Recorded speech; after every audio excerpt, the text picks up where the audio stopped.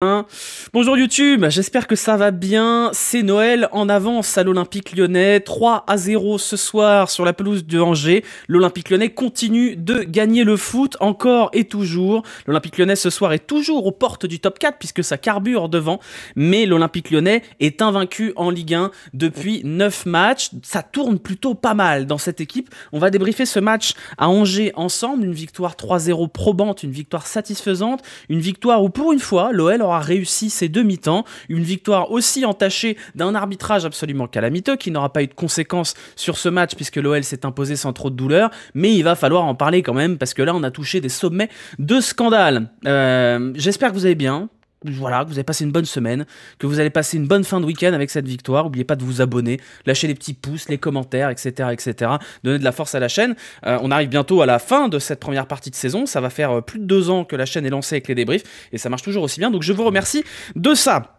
L'OL donc se déplaçait sur la pelouse de Angers avec l'équipe type, quasiment, on va dire, puisqu'il y avait quelques petits changements par rapport à d'habitude, notamment Niakate qui sortait du 11, remplacé par Mata côté droit et Kaleta Tsar côté gauche, Maitland Niles à droite, le milieu à 3 traditionnel Macic, Solisso, Vertu, et une attaque type avec Malik Fofana, Ryan Cherki et Alexandre Lacazette. Donc l'équipe type et qui a fait une bouchée de cette équipe de Angers qui n'a pas vraiment existé, qui aurait pu même disparaître plus vite si le carton rouge avait été de sortie sur ce tacle absolument scandaleux de Bamba Dieng sur Clinton Mata. Mais bon, visiblement le travail de SAP de l'OGC Nice a porté ses fruits puisque l'arbitre a été appelé par la VAR pour un carton rouge et a décidé que il n'y avait pas faute. Voilà, on est sur un tacle de boucher charcutier traiteur, mais il n'y avait pas faute. Fort heureusement, ces décisions-là n'ont pas pesé sur la rencontre puisque l'OL a déroulé. Ouverture du score aux alentours de la demi-heure de jeu par Nicolas Tagliafico sur corner. Va falloir en parler parce que l'OL devient une bonne équipe sur corner. Alors ça, on l'avait pas vu venir quand même. On n'avait vraiment pas vu venir que l'OL deviendrait fort sur corner. Deuxième but signé Cherki. Voilà, Ryan Cherki. Ryan Cherki, enchaînement magnifique. Il est au début de l'action, il est à la fin de l'action. Finition de chef.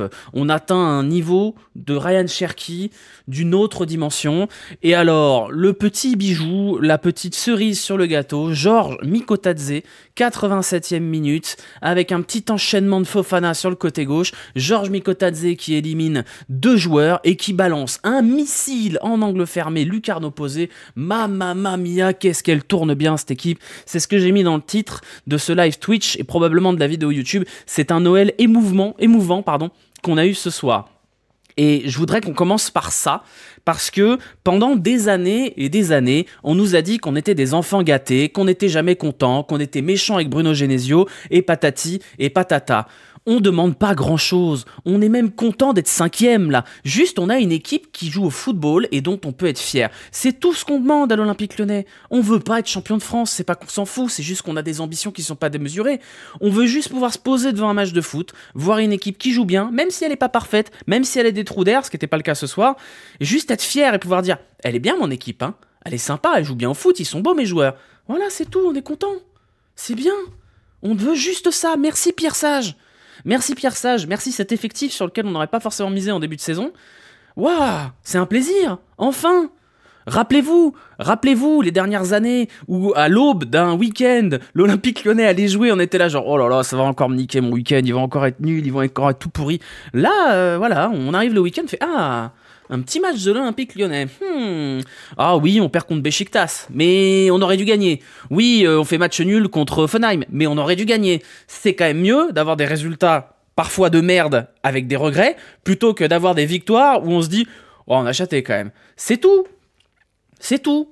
On voulait juste ça. Donc voilà, je sais pas, un jour peut-être qu'on ira en profondeur sur comment ce club a réussi à remonter la pente. Peut-être qu'il va se recasser la gueule dans quelques semaines, dans quelques mois, on sait pas, faut jamais préjuger de la suite. Mais ce sentiment de plaisir, simplement de plaisir, à voir l'Olympique Lyonnais jouer, à voir certains joueurs s'épanouir au sein de ce club, c'est un sentiment qu'on avait un peu perdu et qu'on a récupéré grâce à Pierre Sage, à son staff et grâce à cet effectif qui tourne bien. Quel plaisir, quel plaisir. Encore une fois, on peut terminer 4e ou 5e si on a des matchs comme ça, qu'on joue comme ça et qu'on a parfois des trous d'air. Moi, ça me va. Voilà, je pense qu'on tout le monde dans le monde du foot, par exemple, a davantage retenu la saison de l'OM avec Marcelo Bielsa, qui finit 4e ou 5e, je sais plus, que la saison où ils sont champions avec Didier Deschamps. Pourquoi? Bah parce que le foot, c'est une histoire d'émotion, c'est juste de l'émotion, et qu'on se souvient des émotions plus que des résultats, et que quand on n'a pas les résultats et pas les émotions, il reste plus rien. Là, l'OL a les résultats, peut-être qu'il les aura pas toute l'année, mais au moins on a les émotions. Au moins on a les émotions. Et pour ça, merci. Merci d'avoir ressuscité ce club, Pierre Sage. Merci d'avoir ressuscité cette émotion-là et cet ADN lyonnais. Parce que l'ADN, c'est souvent un concept à la con qu'on met à toutes les sauces. Mais l'ADN lyonnais, je pense que c'est une certaine forme de fierté et c'est une certaine forme d'orgueil. On aime être détesté, mais on aime aussi que les gens nous disent « Waouh, ça joue bien ». Quand vous avez un stade adverse qui applaudit un joueur de l'Olympique lyonnais parce qu'il a sorti une prestation XXL, là, il y a de quoi être fier. Là, il y a de quoi être fier. Et moi, je suis content que là, on arrive à la fin de la première partie de saison. C'est pas au niveau comptable extraordinaire. On n'est pas premier ou deuxième comme sous Rudy Garcia, par exemple. On pourrait faire mieux au niveau comptable, mais on est content, quoi. Voilà, on n'est pas en déprime en se disant que le prochain match va être une catastrophe. Donc, je pense que c'est ça, l'enseignement. Oui, ce n'est que Angers. Oui, c'est sûr, l'OL doit battre Angers à l'extérieur. Mais on n'a pas battu à l'arrache. On a battu contre vents et marées, puisque clairement, l'arbitrage n'était pas en faveur de l'OL ce soir, contrairement au match contre Nice, qui nous a plutôt aidé. Mais il y a des certitudes, il y a du progrès. Oui, Angers est éclaté, c'est vrai, ok. C'est pas non plus une équipe affreuse, Angers, hein. Attention, j'entends cet argumentaire de oui, l'équipe en face, elle est nulle. Mais les buts de ce soir, le match de ce soir, c'est l'OL qui l'a gagné plus que Angers qui l'a perdu, hein. Attention, hein. Encore une fois, moi je suis là pour vous raconter des histoires, pour vous raconter de l'émotion.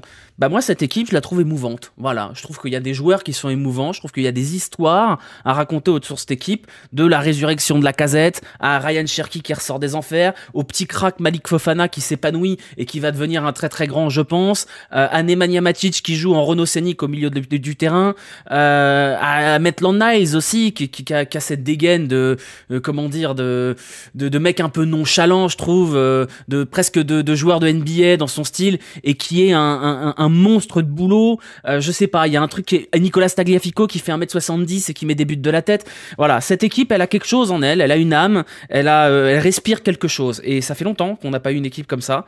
J'ai peur du mercato d'hiver, j'ai peur parce que j'ai peur qu'elle soit sabrée cette équipe, mais profitons-en tant qu'on peut. Ouais, chill guy, Amen, exactement, il a la dégaine du chill guy. Voilà, ce soir, pour revenir sur le match, c'est probablement le match le plus abouti de la saison de l'OL. Pourquoi ?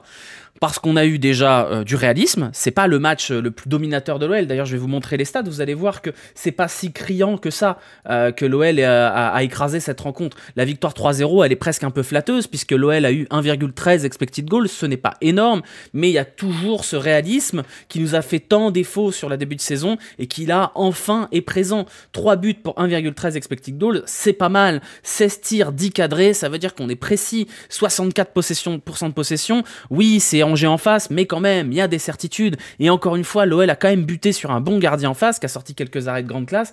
Mais voilà, on est sur un OL qui est enfin en confiance, enfin qui tourne. On a même un Lacazette qui marque pas ce soir, mais qui est très bon dans le jeu. Ça progresse.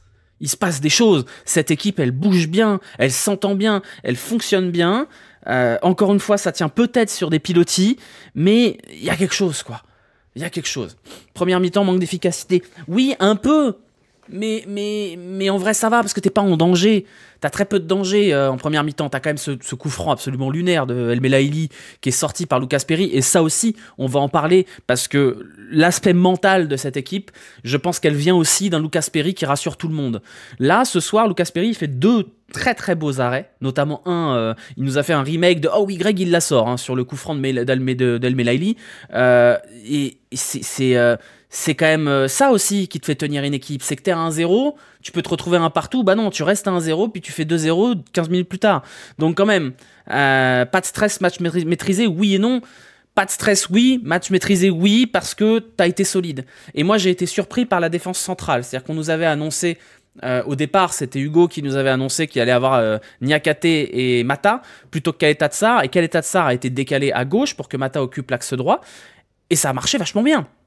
Et peut-être bien qu'on a trouvé une charnière plutôt rassurante de ce côté-là. Solidité, ouais, presque étonnante de cette charnière centrale, qui est plutôt expérimentale. Généralement, on a plutôt Niakate Mata, Kaleta-Tsar Mata, ça n'a pas été expérimenté un demi-milliard de fois, ça a été efficace ce soir. Vraiment efficace. Et paradoxalement, oui, c'est ce que tu dis, président Dodo dans le chat, les relances longues de Kaleta-Tsar, moi j'ai été vachement surpris aussi. Donc voilà, il y a quand même quelque chose qui s'installe, même des joueurs qu'on avait qualifié, moi le premier, hein, de yaourt nature, par exemple Jordan Verretou, il y a du... c'est costaud là, hein, puis ça met des patates, puis ça met des tampons, puis ça oriente bien. Jordan Verretou, il est en train de trouver sa place là. Donc on est vraiment, pour moi, sur un match très abouti, parce que dans les 11 joueurs sur le terrain, ils ont tous été bons. Tous. Il n'y en a pas un qui a été moyen. Ils ont tous été brillants, chacun dans leur domaine. Presque, on pourrait dire que Tolisso était moins en vue que d'habitude. Mais encore une fois, il était bon. Et c'est pour ça, la vraie satisfaction, c'est qu'on a eu des matchs où on a eu le milieu de terrain qui a été bon, mais l'attaque qui a été défaillante. On a eu des matchs où il y avait un joueur au milieu qui n'existait pas trop. Là, il y a 11 joueurs sur le terrain et tous, ils vont avoir minimum 6, quoi. Tous. Et ça, putain, quel plaisir. On n'en a pas eu beaucoup, des matchs comme ça, hein. On n'en a pas eu beaucoup. Donc, ouais, là, il y a eu du sucre dans le yaourt, il y a eu de la confiture, ouais. Donc, on a bouffé Angers. Faut le dire, hein. Angers s'est fait bouffer dans tous les compartiments du jeu. Il y aurait pu avoir quelques contrariétés, hein, notamment en fin de match, où le SCO d'Angers a utilisé le cheat code. C'est-à-dire qu'ils ont fait entrer un ancien Lyonnais, hein, la personne de Esteban Le Paul, qui est un très bon joueur d'ailleurs. Heureusement, leur attaquant a pas trop de pieds. Mais c'est quand même un match d'équipe qui joue le top 4. Voilà, simplement. Le constat, c'est que plus l'OL avance dans cette saison, plus on a le sentiment qu'on n'est pas sur une équipe qui peut faire ça sur un malentendu, mais une équipe qui mérite d'aller jouer les premiers rôles. Alors, manque de peau, il y a quand même pas mal d'équipes qui tournent cette saison. Monaco tourne bien, Lille tourne bien, Marseille tourne bien, donc il y a de la concurrence. Mais en réalité, cette équipe de l'OL, là, maintenant, immédiatement, j'ai peur du mercato, là, elle a les épaules pour aller titiller le haut de tableau. Alors, évidemment, hein, pas le titre, hein, calma. D'ailleurs, on va voir, hein, le prochain match en championnat, c'est le PSG. Ça peut nous faire bizarre, mais je préfère qu'on aille affronter le PSG dans ce mode de confiance et avec ces certitudes-là, plutôt que l'an dernier, la tête sous l'eau et les doigts de pied en éventail, quoi. Donc voilà, Fofana 5 dans le progrès, qu'est-ce qu'il fume? Fofana, il a pas beaucoup réussi de choses ce soir. Maintenant 5, c'est un peu sévère, je trouve. Voilà, qu'est-ce que j'ai noté d'autre? Je voudrais qu'on reparle, quand même, de l'arbitrage. Un petit coup, là. On a gagné, donc on va pas dire « Oh, le Lyonnais, vous passez votre temps à chialer !»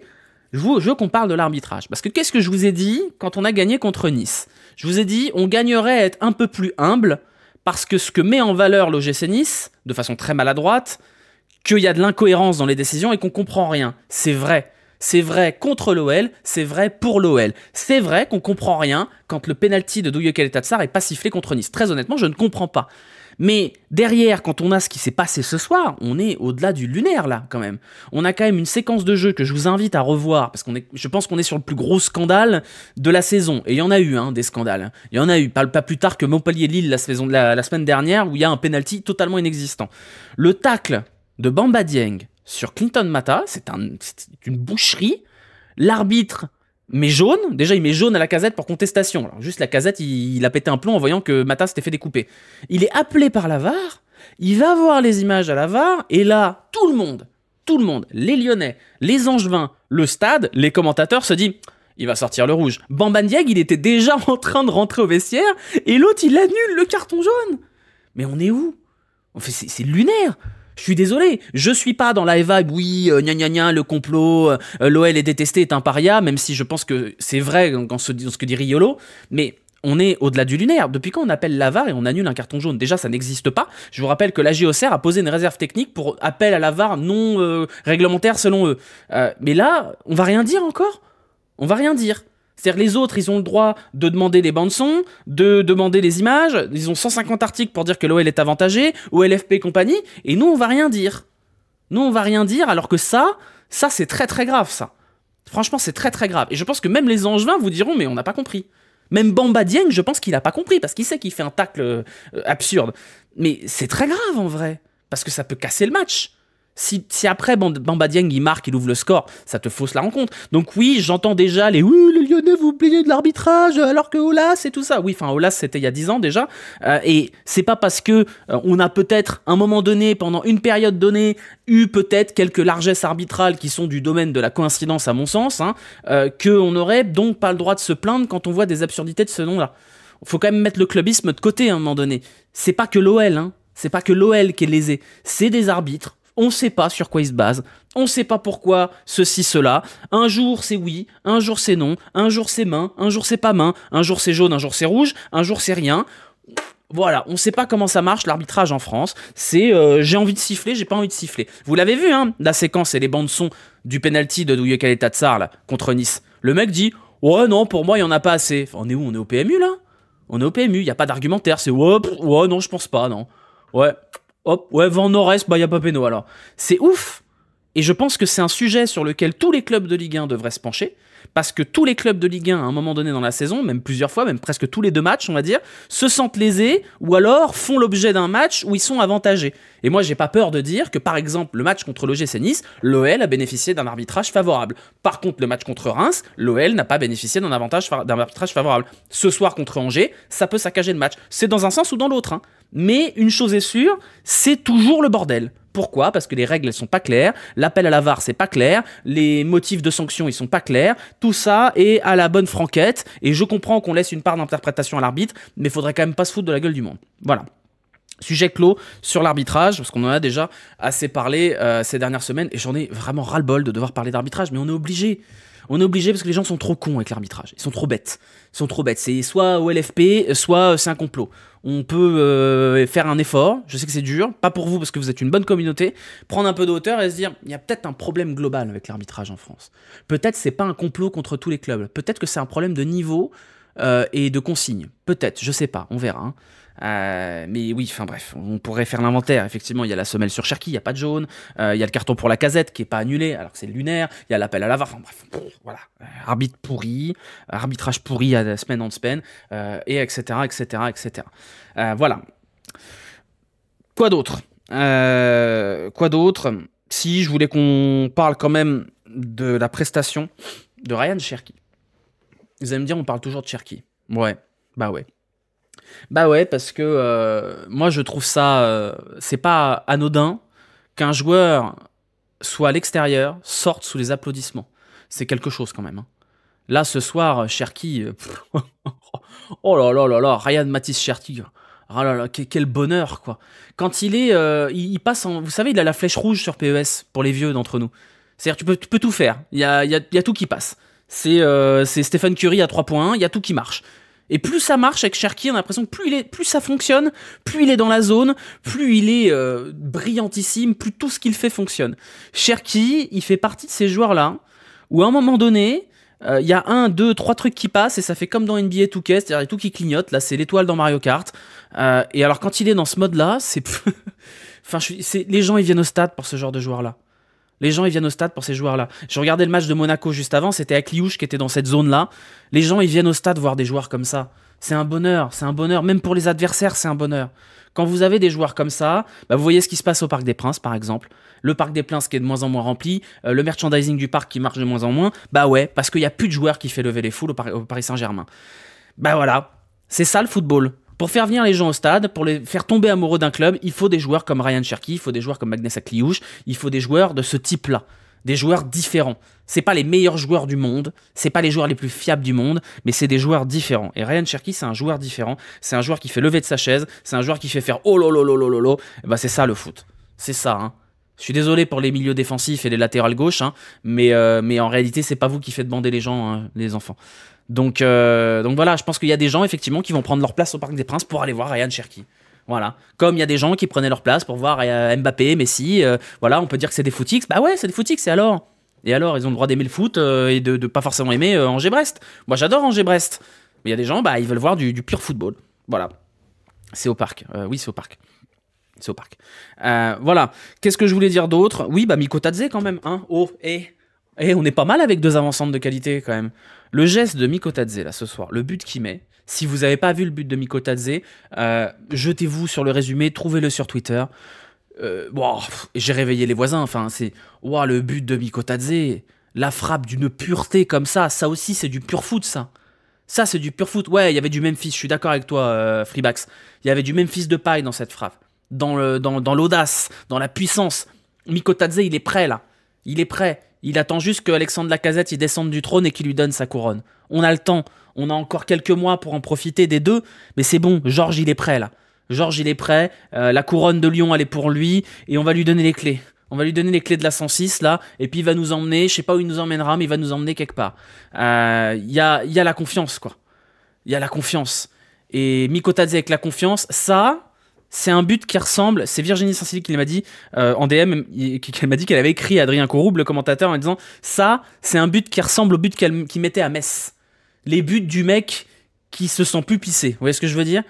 C'est le but du mec, il peut tout tenter, il y a tout qui passe. Comme il est dans la zone encore. Et un Mikotadze dans la zone, c'est un Mikotadze qui peut en mettre 20. Hein. Donc voilà, le maillot 6-9, les lunettes et les patators. Vas-y, prends mon cœur, Georges. Je te l'offre. Je te le donne. Emmène-moi où tu veux, mais je te l'offre. Donc, il est prêt à conduire la lagounette Saïd Delarbre. Exactement, exactement. Non, quel plaisir quand même. Oui, c'est que Angers, mais on a le droit quand même de vibrer un petit peu. On s'en fout que ce soit Angers, ça reste un match de Ligue 1. Évidemment que si on gagne 4-0 contre Aulnois en Coupe de France, on va pas mettre l'hymne de la Ligue des Champions. Mais je suis désolé, c'est des matchs, on n'a pas pris l'habitude de les gagner aussi facilement, même de les gagner tout court. Faut savoir prendre le bonheur là où il est, hein. Donc voilà, on est bien quand même. J'aimerais aussi parler de DAZN justement, parce que j'ai suffisamment critiqué DAZN, pour dire quand même que ce genre de match, il est rendu plus plaisant par des commentateurs qui ont envie d'être là et qui aiment le foot. J'ai vu le match de 17h où c'était Christophe Josse et Daniel Bravo qui commentaient. C'est dur de s'emballer, hein. C'est dur de s'emballer avec ces deux-là. Quand on a un match qui est commenté par Adrien Courroub, que moi j'aime beaucoup, que je trouve très bon en commentaire, et par Johan Jourou, en consultant, Johan Jourou, moi j'aimerais qu'on en parle un petit peu de Johan Jourou parce que je connaissais pas Johan Jourou le consultant. Je connaissais le joueur évidemment, c'était un très bon joueur de football, mais le consultant, ça se sent déjà qu'il bosse, mais qu'il kiffe le foot. Il kiffe. Sur le but de Mikotadze, il en a mis partout, Johan Jourou. Et moi c'est ça que je veux des mecs qui vibrent avec moi. Et quand il voit du beau foot, Johan Jourou, il s'excite, il hurle, il crie, comme Omar Da Fonseca en fait. Bah, c'est ça qu'on veut. On veut la petite musique. C'est Grégoire Margoton qui parlait de petite musique. Il disait le commentaire, c'est la petite musique qui va avec le match. Bah cette petite musique-là, sur DAZN, elle est quand même pas mal. Quand c'est Canto qui commande, c'est vachement bien. Quand c'est Julien Brun, c'est pareil, c'est pas mal. Quand c'est Adrien Courroub, c'est très bien. Ils ont un traitement édito pourri, mais des bons journalistes quand même. Des bons commentateurs. Et ça, c'est très bien quand même. Non mais voilà, je suis cru sur OLTV. Ouais, mais c'est normal. C'est un geste de très grande classe. Oui, on a le droit d'être dans l'abus. Moi, je reprocherai jamais à un consultant d'en faire trop. Voilà, je vous le dis. J'adore Omar Da Fonseca parce qu'il en fait trop. Il surjoue. Et alors, c'est pas grave. Voilà, donc c'est quand même cool. C'est quand même cool d'avoir un match où tout roule comme ça. L'OL ce soir est troisième attaque du championnat, malgré quand même. Il faut quand même se rappeler d'un truc. C'est qu'on sort de 2 saisons où l'OL ne savait marquer quasiment que par Lacazette. Et c'était un vrai problème, et c'est un problème qu'on avait déjà identifié il y a plus d'1 an, où je vous avais dit, si jamais Lacazette commence à flancher, ce qui est un peu le cas, dans toute proportion gardée, il va falloir que l'OL réussisse à marquer par d'autres joueurs. Et là, cette saison, on n'a plus la Lacazette dépendance. L'OL est capable de tourner sans un Lacazette qui marque à tous les matchs. Et ça, c'est la vraie marqueur de progression de cette équipe, c'est que tout le monde marque. Tout le monde, les milieux de terrain, les latéraux, sur corner, pas sur corner, sur des frappes de loin. Et ça c'est quand même quelque chose, quoi. Ça, c'est quand même quelque chose. Voilà, je pense qu'on a fait à peu près le tour de tout ça. Ouais, après, il y a les entrants. J'ai pas trouvé l'entrée de Nuama fantastique non plus. Oui, on n'a pas parlé de Maitland Niles, mais à la limite, on pourrait en parler pendant les notes. Maitland Niles, j'en parlais avec Sofiane là, dans le groupe à la Zub sur WhatsApp. Et Sofiane disait, je pense que Maitland Niles, c'est le joueur le plus intelligent passé par l'OL depuis 10 ans. Et je pense que je suis d'accord avec lui. Maitland Niles, ce soir, il joue arrière droit. Puis on le retrouve dans la surface. Puis on le retrouve au milieu. Puis ça coulisse. C'est-à-dire que quand il va dans la surface, c'est Verretou qui vient couvrir le... Waouh, il y a une équipe qui tourne au service de l'intelligence. Et Maitland Niles, c'est pas pour rien qu'il est passeur décisif ce soir, c'est pas pour rien qu'il est pas loin d'être buteur aussi sur une belle frappe, malheureusement trop centrale pour inquiéter le gardien de Angers. C'est de l'huile Maitland Niles. C'est de l'huile, c'est le WD-40, comme les TK Cray dans ses bonnes années. C'est le rouage essentiel à ce que le collectif tourne, Maitland Niles. Et je pense que ça marche aussi parce qu'ils se comprennent avec Cherki. Et ça, c'est important parce que Cherki, souvent, quand tu le mets sur une aile, avant, en tout cas, le latéral était un peu abandonné défensivement. Et je pense que Maitland Niles et Cherki s'entendent bien, que tout ça tourne bien avec Verretou, et que du coup, chacun fait son taf. Et je pense vraiment que si vous re-regardez le match à un moment donné, vous verrez cette espèce de roulement qu'il y a sur le côté droit, à savoir qui occupe l'aile. C'est vachement intéressant à regarder, je trouve. Vachement intéressant de voir comment ça tourne, comment c'est huilé tout ça. Même avec Matic qui décroche souvent pour aller colmater. Il y a du boulot quand même. Il y a du gros boulot de Pierre Sage. Pierre Sage, son staff, va falloir quand même mettre un petit peu d'or dessus parce que on part de terriblement loin. Terriblement loin. Pierre Sage, il arrive. L'OL, c'est une ruine sportive. Il est dans un environnement qui est dur cet été. Il se retrouve avec un groupe avec des joueurs qui doivent partir mais qui partent pas. 28 joueurs, des joueurs qui sont pas dans le mood, des A, des Orban qui sont pas trop dedans. Anthony Lopez qui est toujours dans le groupe là, je vous rappelle. On lui a quand même donné un bon gros caca à Pierre Sage. Et de ce caca, il a réussi à en faire un truc qui ressemble à quelque chose. Et encore une fois, il y a des choses sur lesquelles il progresse. Il n'est pas parfait, mais alors là pour le coup, depuis quelques semaines, il l'est. Mais waouh, vous voyez, pas besoin d'attendre un an. Et on a le droit d'être exigeant aussi. On a le droit d'espérer un peu mieux. Quand vous regardez la moyenne de points de Pierre Sage, vous voyez qu'il est au-dessus de Genesio. Maintenant, comparez les effectifs, qu'on rigole un petit peu. Donc ouais. J'ai pas à m'excuser auprès de Pierre Sage parce que moi j'y ai toujours cru. Par contre, il y en a certains sur les réseaux qui voulaient sa tête après 3-4 matchs là. J'espère qu'ils ferment bien leur clapet parce que le travail de Pierre Sage, il est monumental quand même. Il est monumental. Voilà. On a fait le tour de ce qu'il y avait à dire sur ce match. Juste le plus dur, entre guillemets, arrive, puisque l'OL va affronter Francfort, qui est deuxième de Bundesliga, pour un match qui est pas si important que ça, puisque l'OL est quasiment assuré d'être en barrage, même si c'est plus ou moins important pour s'éviter un match de plus en barrage en 16e de finale de l'Europa League au printemps, enfin à la fin de l'hiver.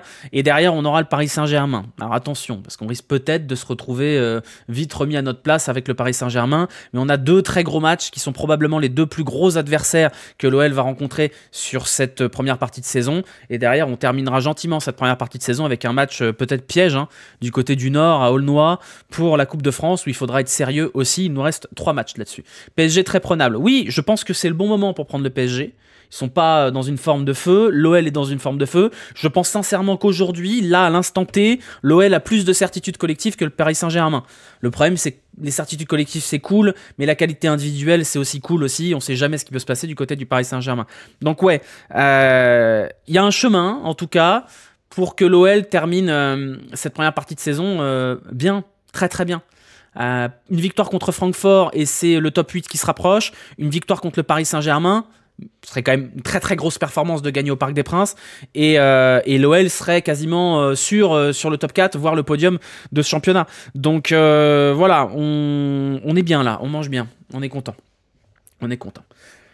Les notes, allez c'est parti, les notes, alors on va commencer par Lucas Perry, gros match, 2 arrêts, 2 gros arrêts de Lucas Perry. Alors il y a eu cette petite situation un peu bizarre de remise involontaire qu'il prend à la main, qui donne coup franc en direct. Bon, encore une fois on a parlé d'arbitrage, on va pas revenir dessus, mais c'est bien de voir que ce genre de trucs sont sifflés. Alors c'est juste dommage que ce soit sifflé que contre l'OL, mais c'est intéressant de voir que c'est sifflé, voilà, c'est bien. Oui, bah c'est un 7,5 pour Lucas Perry ce soir. Qu'est-ce que vous voulez que je vous dise? 2 tirs cadrés, 2 arrêts, simple, voilà. Comment on note? Alors pour noter, vous allez sur le lien qui s'affiche dans le chat Twitch, et si vous êtes sur YouTube, c'est dans la description pour noter les joueurs. Vous pouvez noter tous les joueurs qui ont joué au moins une demi-heure. Donc aujourd'hui, il n'y a que le 11 de départ. Des bonnes relances, clean sheet, voilà, 7,5 Lucas Perry, 7,5, on est d'accord. Ensuite, la défense centrale, je vous trouve un peu dur avec Keita Tsar, parce que je vois vos notes à côté, vous avez mis 6. Moi je trouve que Keita Tsar ce soir, il est vraiment bon. vraiment bons. Donc moi j'ai quand même envie de mettre à la défense centrale 7 et 7, parce que je les ai trouvés vraiment tous les deux très très bons. Après 8 c'est pas déconnant. Non, 8 c'est si tu sors quand même plus d'arrêts, t'as que 2 arrêts, voilà, 7 c'est bien. Maitland Niles, plaisir encore, hein, une passe décisive partout, 7,5, voilà. Tagliafico, buteur, partout encore une fois. Nombre de duels 8, nombre de duels gagnés 7. Pour un mec qui fait 1m73 quand même, eh bah 7,5, voilà, c'est Noël. Verretou. Non, on va commencer par Matic. Alors Matic, paradoxalement, peut-être un peu moins en vue que le reste de l'équipe. Alors, on est très très loin de dire que c'est un mauvais match, mais une petite perte de balle quand même, parfois. Voilà, donc voilà, Matic, on va se contenter d'un petit 6. Voilà, un petit 6 gentillet. Tolisso, peut-être aussi moins présent parce que Verretou a été plus en vue que lui, mais ça reste un très bon match de Corentin Tolisso. Pareil, confiance, il tire. Il est présent à la récupération, il a pas peur, c'est un 6,5 pour Corentin Tolisso. Est-ce qu'on mettrait pas 7 même pour Tolisso? Est-ce qu'on mettrait pas 7 même? Non, on va mettre 6,5 parce que Verretou, pour le coup, je l'ai trouvé vraiment très très bon ce soir. Et je vais mettre 7,5 à Verretou. Je pense que c'est mérité aussi. C'est marrant, je surnote par rapport à vous parce que j'ai vos notes à côté là. Devant, on va commencer par Fofana.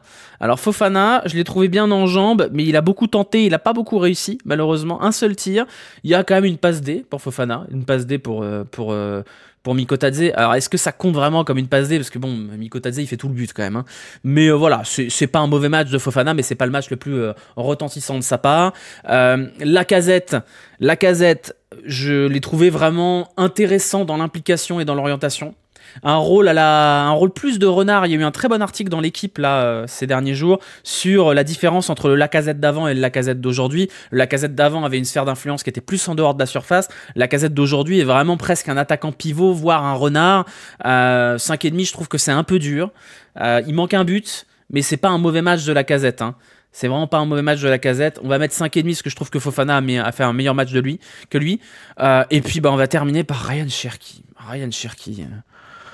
Une passe D, un but. Ryan Cherki, quand il est comme ça... Enfin, je suis désolé, on enlève son caleçon, on fait l'hélico, quoi. Voilà, enfin... Moi, franchement, j'ai envie de mettre 9. Je suis désolé, hein. C'est les émotions, j'ai envie de mettre 9. Moi, Cherki, il m'a ému ce soir. C'est un match émouvant de la part de Cherki. J'ai envie de mettre 9, voilà. Ça vaut peut-être pas 9, mais je vais mettre 9. Voilà, je mets 9. Et Pierre Sage, je vais mettre 9 aussi. Voilà, merci Pierrot. Merci d'avoir ravivé la flamme. Merci d'avoir ressuscité ce club, pourvu que ça dure, car les coachs ne sont jamais éternels. Regardez Pep Guardiola à Manchester City. Mais pourvu que ça dure, juste que ça dure longtemps, parce que... Et là je vais rentrer dans des considérations qui sont plus terre à terre. C'est un plaisir d'avoir une personne, un humain comme Pierre Sage, à la tête du club. On est sur un coach humble, qui se remet en question, qui a l'air d'avoir une maîtrise du management humain hors du commun pour gérer un groupe de 28 joueurs avec des joueurs qui jouent pas et des joueurs qui auraient dû partir. Je pense que Pierre Sage mérite tout ce qui lui arrive, qu'il a construit quelque chose de positif et je souhaite vraiment que ça dure le plus longtemps possible avec l'Olympique Lyonnais et que si jamais un jour ça s'arrête avec l'OL, ce sera parce qu'il ira plus haut. Parce que je pense que c'est une bénédiction et là-dessus pour le coup il faut remercier Textor parce que Textor a choisi Sage à un moment où tout portait à croire que ça allait être plutôt Vuillez ou même Genesio. C'est une bénédiction. Qu'importe si ça s'écroule dans 6 mois, le fait d'être passé de l'OL d'il y a 1 an à cette OL là aujourd'hui, c'est miraculeux. Voilà, c'est miraculeux. On n'a pas parlé des entrants sur les notes, mais Mikotadze, son entrée, elle est divine, vraiment divine. Les autres entrants, moins intéressants, moins marquants. Nyama, encore yaourt nature, c'est pas suffisant. Voilà. Seulement 7 à Mata, ça mérite plus. C'est vrai que Mata, on aurait pu mettre 7,5 quand même. Je vais mettre 7,5 à Mata. Je vais changer, je vais mettre 7,5 à Mata. Voilà, Abner pas ouf. J'ai même pas capté qu'il était rentré. Tessman, en vrai, on avait déjà... Enfin, c'est difficile de rentrer dans un match qui est plié comme ça. C'est difficile. Sauf pour Mikotadze, visiblement, puisque tout est facile. Mais c'est difficile de rentrer dans un match comme ça.